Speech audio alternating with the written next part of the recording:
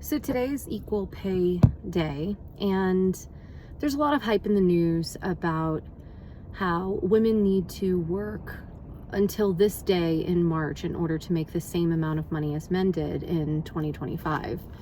And while this is incredibly unfair, and this is definitely something that is happening in the United States and all over the world, where women make as low as 50 cents on the dollar and sometimes as high as 80 cents on the dollar, depending on the industry and depending on the state where you work.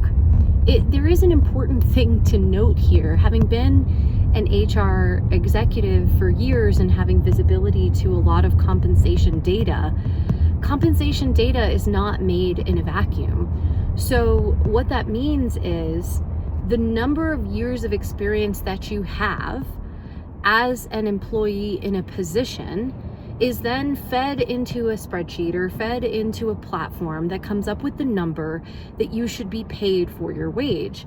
And I just don't think it's fair overall to name this problem without really discussing the actual logistics of how it works out when you're trying to pay someone.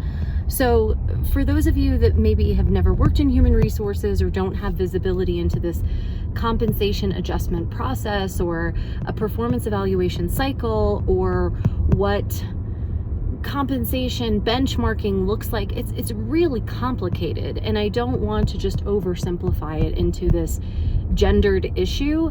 And there's just a lot more nuance in this situation when it comes to the why. Why do women have typically less years of experience in a position than a man?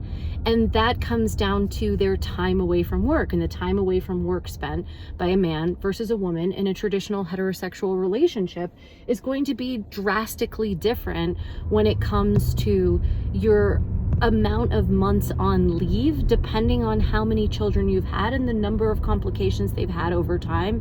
And so again, there's a lot of nuance in this situation. Is it unfair? Absolutely.